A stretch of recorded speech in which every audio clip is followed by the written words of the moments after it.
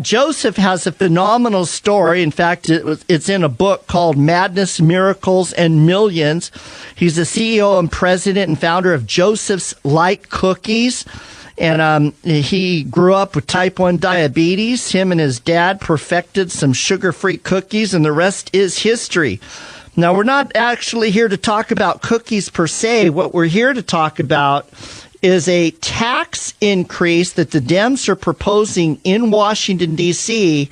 that are going to cripple entrepreneurs like Joseph, and it's also going to impair families or employees that are working. It all has to do with the payroll tax.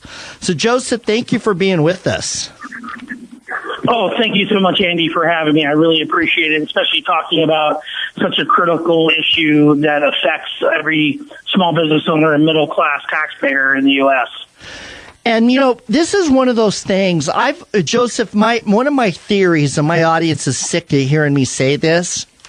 One of my theories in life is we could have a tax revolution that would make the Boston Tea Party look like the work of amateurs. And the only thing we would have to do is get rid of regular withholding and have every employer and every employee at the end of the year have to write one big check to the government, delineating each check for everything that gets withheld. And so, for instance, most people don't even know there is such a thing as a payroll tax. You're spot on. I mean, unless you're a small employer or a 1099er or an Uber driver, a realtor, a real estate professional, an insurance salesperson, you don't really know about that employment tax. If you go and you collect a job, collect a salary or clock in on an hourly wage, you don't know that the employer's paying 7.4% out of with this new proposal anyway, 7.4% out of every dollar you make to go for this employment tax, and you're paying that 7.4 with this new proposal out of every dollar you make. Most people have no idea that's there. It's under the FICA tax. And could you explain just nitty gritty? Employers pay and employees pay, right? That is absolutely correct. Right now, it's a 7 point. Yeah. So an employer pays a portion of their paycheck out of every dollar. Under this new proposal, they will pay 7.4 cents out of every dollar, matched by the employer of 7.4 cents on every dollar. So to equal 14.8 cents out of every dollar. And that's current, and they want to raise it. Yeah, that would be including. That would actually be including. Right now, it would be 6.2% for the employer. Okay. 6.2 for the employee. And the bottom line: where does this money go right now? And what is the intention of Congress with regard to where the additional money will go? So Representative Larson is a Democrat out of Connecticut. He and 200 other Democrat co-sponsors introduced what's called Social Security 2100 Act. It's it's this new move under HR 860 to raise taxes on every middle-class taxpayer, every 30 million small business owners, and the 60 million people that they employ, would be raising their taxes a total of 2.4%. But the killer, from an employer standpoint, you got an Uber driver, a Lyft driver, a real estate professional, or an insurance professional. They pay their 100% of their FICA taxes. So out of every dollar they make, they have to pay 14.8 cents out of every dollar, and they'll never see it. It goes to Washington, D.C. And do you know what FICA stands for? I do, yes. Could you tell us? Yeah. So what it ultimately is, it is a tax for Social Security that you may have a funny rubric for that, but it's for people's Social Security, but it stands really for the Federal Insurance Contributions Act, is what it. And there's a lot of funny ones out there. All right, and basically, when you were talking about Uber Real Estate, we were talking about self-employed, that they paid both the employer and the employee share because they have, in essence, hired themselves. Exactly right. So when you're out there, say you're an Uber driver or a real estate professional, there's 1.3 million realtors out in the economy nationally today. They have to pay both sides of that tax. They're deemed a self-employer. So they're deemed self-employed. They're a 1099 person, not a W-2 person. W-2 makes an hourly wage or a salary. A 1099 is commission-based or self-employed. That means they are responsible for that Federal Insurance Contributions Act or FICA tax. And where's the money? The money right now goes towards Social Security, and the additional money will go towards Social Security? Well, that is correct, unless there's more IOUs put in, taking that money away from the people. But that is supposedly the design. But here's the real problem: if you're an employer, like you're an employer, and I'm an employer. If you're an employer, that money comes directly out of the hands of the employee. And I'll give you a prime example. When we have one of our team members, Mike Folkers, he received a pay raise under the tax increase, the tax decrease that the Republicans gave American middle class. He went out there, and I'm bringing this up for Social Security for very specific reasons. He went out there with that new money in his pocket. Because he had a new baby girl and he has two little girls. He wanted to buy a safer vehicle for his wife and his two little girls. So he got a raise. It was enough to get a new car payment. He bought a car that was made in Michigan by union members, transported by a U.S. trucking company, sold by a salesman out of the state of Florida with a dealer that was out of the state of Florida. All those people got paid all because Mike Folkers got a raise because of a tax cut. Same is true if there was a Social Security tax cut. They would have more money in their pocket, the employer. They would be able to spend more, buy more. We know the economy is driven by 70% is based on spending. But the opposite is true. If they raise the taxes, if the Democrats and the 200 co-sponsors of H.R. 860 raise Social Security taxes, people like Mike, for his wife and his two little daughters, wouldn't have been able to buy that car because it would have taken money out of his pocket. All right, we're going to take a quick break. Our guest, Joseph Semprevivo, and he is with the Job Creators Network, CEO and president, founder of Joseph's Lights Cookies. You're listening to The Andy Caldwell Show. I'd like to welcome you back to the show. My guest is Joseph Semprevivo, and he is a member of the Job Creators Network, CEO and president, founder of Joseph Lights Cookies. We were talking about a huge tax here that affects everybody, employers and employees, and it's a double hit to the self-employed or commission-based because they pay both the employer and employee version of the FICA tax, which goes towards Social Security.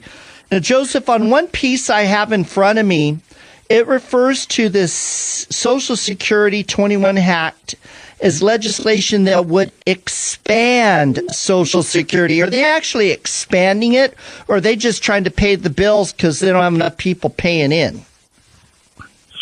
So there's a combination. So there was a Social Security report that was issued. It was like 270 pages, and I read it and I looked at, because of the booming economy, I think they scored it with a confidence interval of like 95%. So when they looked at it, they said the economy boomed under the Trump administration, and therefore it didn't become insolvent in 2023. It got pushed to 2034. As the economy booms, they need less money. What they want to do, they being the Democrats, they want to raise the taxes so everybody keeps 100% of their benefits.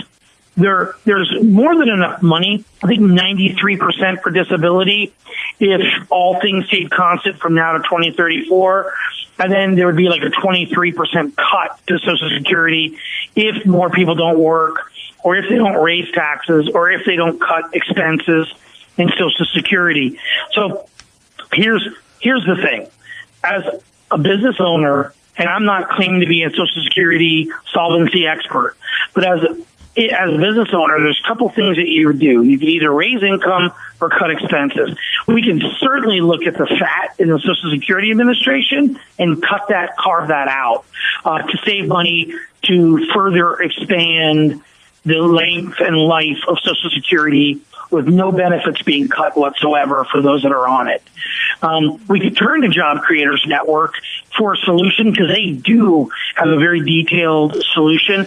I'm not an expert in it, nor do I claim to be, so I will leave that up to Alfredo Ortiz, the CEO, president of Job Creators Network, to explain that in detail. But I will tell you this. What they're planning on doing, raising taxes of 2.4%, and not indexing it to inflation, with a donut hole exemption between $132,900 and $400,000 net of earnings. That means there's no ceiling, and within a couple of decades, all employees, no matter their income, all small business owners, no matter their income, will be taxed at 100% of their income for Social Security, minimum of $2,400 a year. Based on the income for a business of $200,000, a small business. And we need to explain this. Wait, let me have you explain this.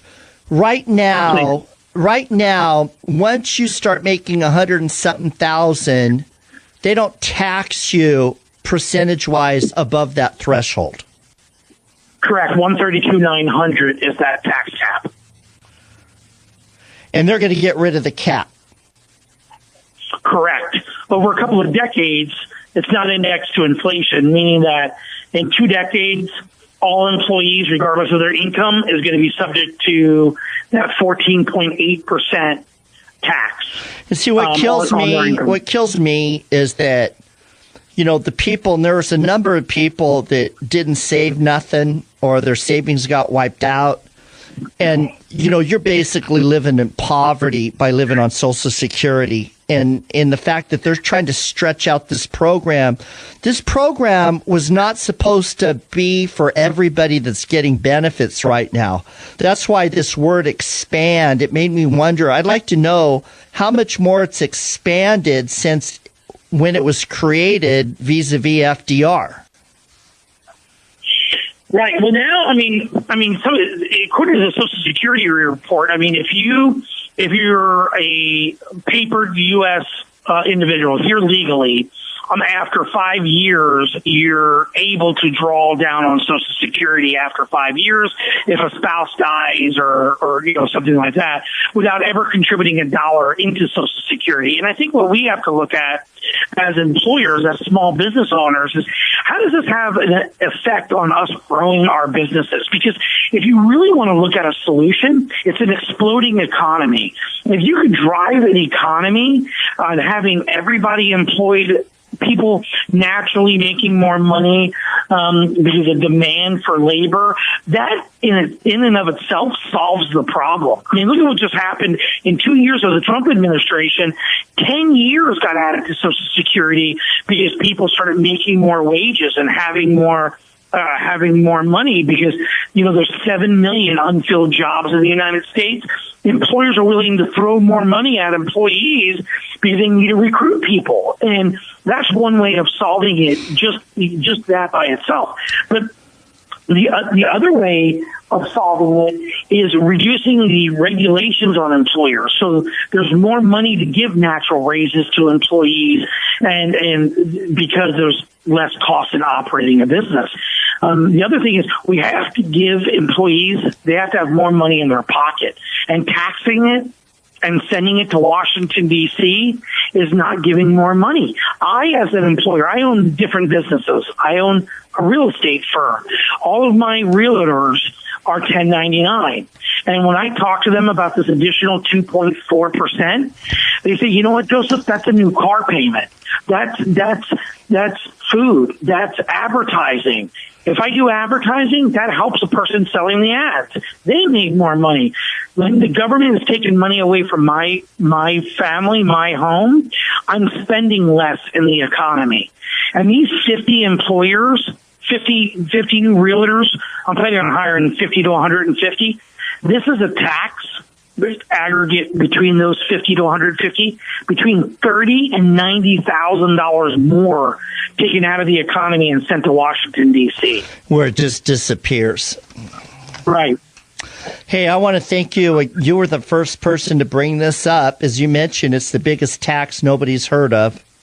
And I hopefully the Senate kills it. What do you think? Will the Senate Republicans hold firm? Yeah, middle-class America is tired of being taxed. If you go and you ask an average, everyday middle-class American, they're going to say, look, we're taxed enough already. Let me, I'm smart enough to know where my money needs to be spent, not Washington, D.C. Let me do what I need to do and invest where I need to invest in my life. And I think Washington, D.C. will hear it loud enough, and the Senate won't go along with it, and nor will President Trump. Yeah, but again, the bottom line here is they're going to try to take the Senate, they'll try to keep the House, and they'll try to win the White House. So this is one of those things that people need to understand. And again, what's bothersome to me, Joseph, why I brought up this issue and make everybody write a check to the government, they don't look at their payroll stub. They don't know how much government, they never do the math. They never add it up to know how much government took out of every single paycheck, let alone know that their employer had to match what was taken out. They don't know. You're right. You're absolutely right. And you know what? When they can see the difference, hey, my car is 15 years old. You mean I can go out and buy a new car just if I had more of my own money back?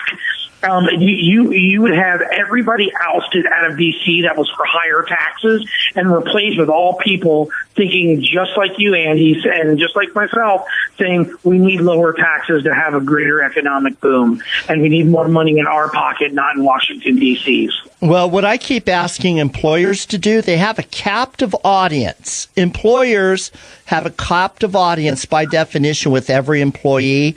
Sit them down in the break room, come up with a mock check, show them what they're getting paid, show them what got deducted, and show them the employer match. And ask them if they've ever done the math. Add it up to them week by week, month by month, and in a year's total, so these employees know what's getting taxed just so they can be there. I love that idea. That's how I got introduced to Job Creators Network. They actually have a program. They will send employers literature. They will tell you and teach every employee where their money is going. They have all the documentation, and they provide it to the employers. And that's how I fell in love with Job Creators Network, because of that program. It's a free program, zero charge to employers or employees. And you just go to jobcreatorsnetwork.org and or taxcutswork.org. And .com, and you look Job Creators Network up, and you can learn all about these programs and see where the money is going out of your paycheck. It's amazing. Great service. Thank you so much for being with us. Keep us informed on how this is going, please. Yes, thank you so much for fighting the good fight and fighting for freedom. We really appreciate it, Andy. All right, Joseph Semprevivo, again, member of Job Creators Network. Again, folks, it's HR 860. The Social Security 2100 Act. Call Congressman Salute Carbajal and tell him to not support this.